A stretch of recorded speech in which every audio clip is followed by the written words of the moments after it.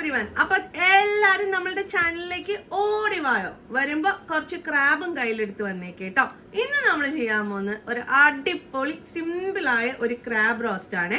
എന്നാ എങ്ങനെ ചെയ്യാൻ നോക്കാം. അപ്പൊ അതിനായിട്ട് ആദ്യം തന്നെ ക്രാബ് നന്നായി കഴുകി എടുത്ത് വെച്ചിട്ടുണ്ട്. ഇനി ബാക്കി എന്ത് ചെയ്യാന്ന് നോക്കാം. കൂടെ പോന്നോ.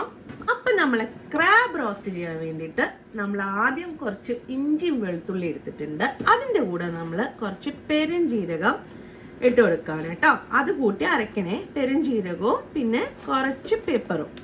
അപ്പോൾ നമ്മൾ ഇതെല്ലാം കൂട്ടിയിട്ട് നന്നായിട്ട് അരച്ചെടുക്കുക, പേസ്റ്റ് ആക്കി എടുക്കുക കേട്ടോ.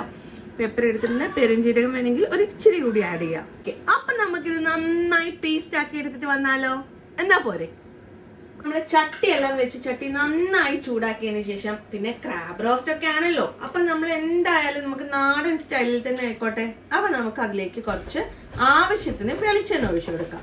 ഓക്കെ, വെളിച്ചെണ്ണ ഒഴിച്ചു കൊടുത്തിട്ടുണ്ട്. ഞാൻ ഉരുളിയിലാണ് ഉണ്ടാക്കുന്നത്. നിങ്ങൾ ഉരുളിയിലൊക്കെ ഉണ്ടാക്കി നോക്കുക, ഒരു സ്പെഷ്യൽ ടേസ്റ്റ് ആയിരിക്കും ഉണ്ടാക്കി വരുമ്പോ. അപ്പൊ വെളിച്ചെണ്ണ അത്യാവശ്യം നന്നായി ചൂടായതിനു ശേഷം നമ്മൾ നന്നായിട്ട് അരച്ചു വെച്ച വെളുത്തുള്ളി, ഇഞ്ചി, കുരുമുളക് പിന്നെ പെരുംജീരകവും കൂടി ചേർന്ന പേസ്റ്റ് നമ്മൾ ഇതിലേക്ക് തട്ടാം. അപ്പൊ എണ്ണ നന്നായി ചൂടായിട്ടുണ്ട്. ചൂടായതിനു ശേഷം നമ്മൾ അതിലേക്ക് നമ്മളുടെ അരച്ചു വെച്ച പേസ്റ്റ് ഇട്ട് കൊടുക്കുകയാണ് കേട്ടോ.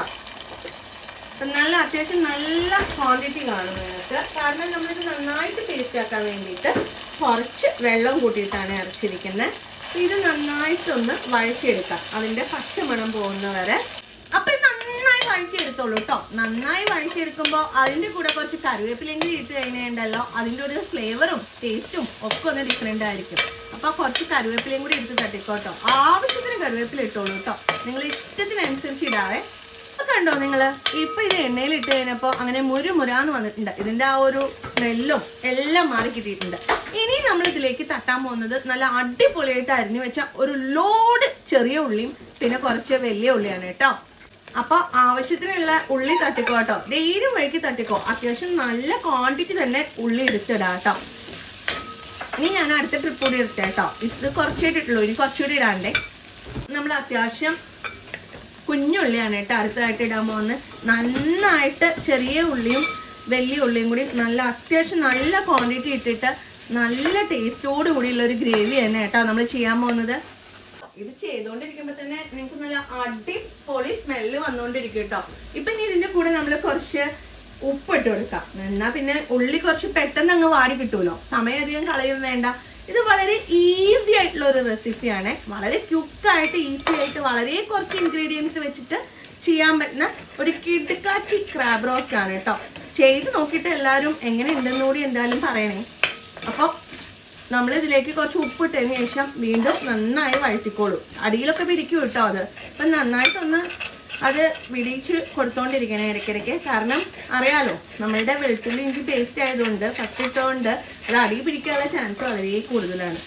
അത് അതിന്റെ പാട്ടിന് പിടിച്ചോട്ടെ, നമ്മളെ പാട്ടിന് കുക്ക് ചെയ്ത് കൊടുത്തോണ്ടിരിക്കാം. ഓക്കെ,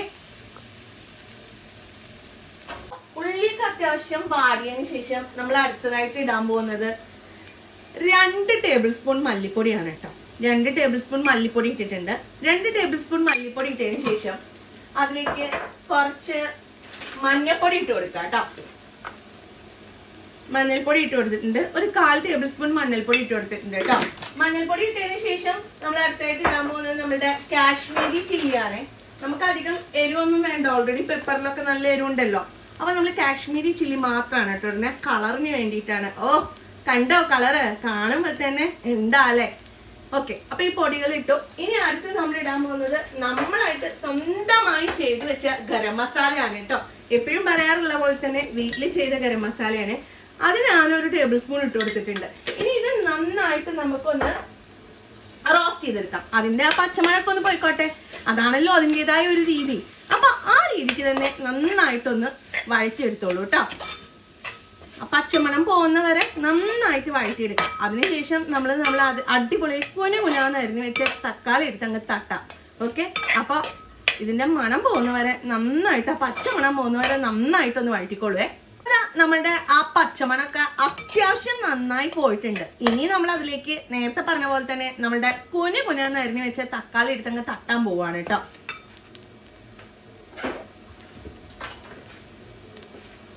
അപ്പൊ തക്കാളി അങ്ങോട്ട് തട്ടി തട്ടിയിട്ടുണ്ട്. ഇനി ആ തക്കാളി നന്നായിട്ടൊന്ന് വഴറ്റിക്കോളും. അത് നന്നായിട്ടൊന്ന് മാഷ് ചെയ്ത് കൊണ്ടുവരാം. നന്നായിട്ടൊന്ന് നമുക്ക് സോട്ട് ചെയ്തെടുക്കാം കേട്ടോ. അത് അപ്പൊ അത് കഴിഞ്ഞിട്ട് നമുക്കിനി കാണാം. നമ്മളുടെ തക്കാളിയൊക്കെ അത്യാവശ്യം കുക്കായി വന്നിട്ടുണ്ട്. ഇനി ഇതിലേക്ക് നമ്മൾ കഴുകി വെച്ച ക്രാബിനെ ഇങ്ങോട്ട് തട്ടിക്കോട്ടോ. ഇനി ക്രാബ് കിടന്നങ്ങ് പെരുമാളൊക്കെ അതിനകത്ത്. അപ്പൊ നന്നായിട്ട് മസാലയൊക്കെ അങ്ങോട്ട് മിക്സ് ചെയ്ത് കൊടുക്കാം.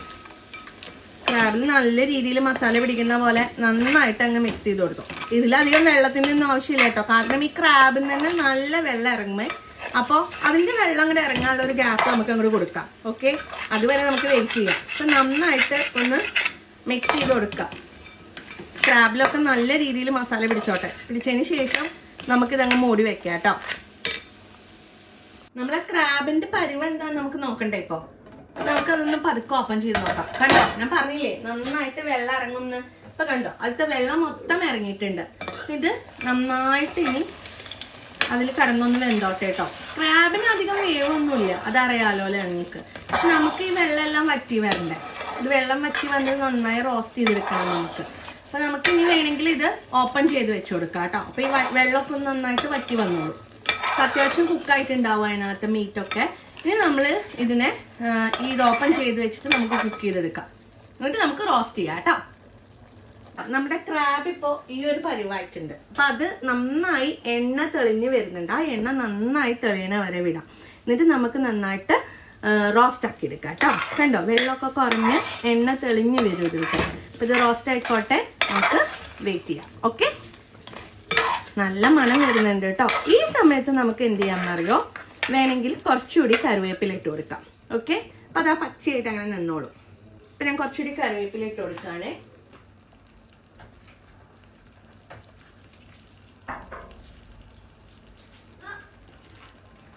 കുറച്ചുകൂടി കറിവേപ്പില ഇട്ട് കൊടുത്തിട്ടുണ്ട്. കൂട്ടത്തിലൊരു മല്ലിയുടെ പീസ് വീണിട്ടുണ്ട്, കുഴപ്പമില്ല, കറിവേപ്പില ഇട്ടിട്ടുണ്ട്. ഓക്കെ, നമ്മൾ കറിവേപ്പിലൊക്കെ ഇട്ടിട്ട് നല്ല ഭംഗിയുണ്ട് കാണാൻ. ഇതിന് നന്നായിട്ട് ഡ്രൈ ആക്കി എടുക്കാം കേട്ടോ. എണ്ണയൊക്കെ മേളിലേക്ക് അങ്ങ് തെളിഞ്ഞു വരും. അപ്പം നമുക്കിത് ഓഫ് ചെയ്യാം. ഓക്കെ, അതുവരെ ആയിക്കോട്ടെ. നമ്മുടെ ക്രാബിലെ എണ്ണയൊക്കെ പൊന്തി വന്നു തുടങ്ങി കണ്ടോ. അപ്പം ഇത് നന്നായി റോസ്റ്റായി വന്നിട്ടുണ്ട് കേട്ടോ. വേണമെങ്കിൽ നിങ്ങൾക്ക് ഇച്ചിരി കൂടി ഗ്രേവി മാറ്റണം എന്നുണ്ടെങ്കിൽ ഇതൊന്നും കൂടി ചെയ്യാം. പക്ഷേ ഒന്നും കൂടി അതിന് വെക്കാം സ്റ്റവിനകത്ത്. പക്ഷേ നമ്മളിപ്പോൾ ഈ ഉരുളിയിൽ ചെയ്തത് കൊണ്ട് ഇത് ഓൾറെഡി ഇനി ഇരുന്ന് ഡ്രൈ ആവും ഈ ചൂടിൽ. അപ്പോൾ നമ്മുടെ ക്രാബ് റോസ്റ്റ് ഇവിടെ സൂപ്പറായി റെഡി ആയിട്ടുണ്ട്. ഇനി ഇതിന് ഞാൻ എന്ത് ചെയ്യാൻ പോവാണെന്ന് വെച്ചാൽ ഫൈനലി അതിന് മേലിൽ കുറച്ച് കുരുമുളക് പൊടി ഒന്നുകൂടി സ്പ്രിങ്കിൾ ചെയ്യാൻ പോവാണ്.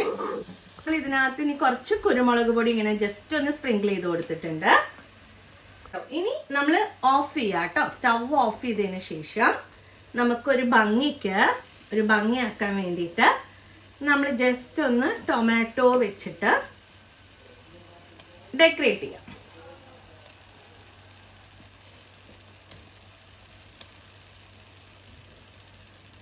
ഫൈനൽ ടച്ച് കൊറിയാൻഡർ ലീഫ് കൂടി കണ്ടോ. നമ്മൾ കൊറിയാൻഡർ ലീഫും കൂടി ഇട്ട് ഗാർണിഷ് ചെയ്ത് കഴിഞ്ഞ് കഴിഞ്ഞാൽ നമ്മളുടെ ക്രാബ് റോസ്റ്റ് റെഡി.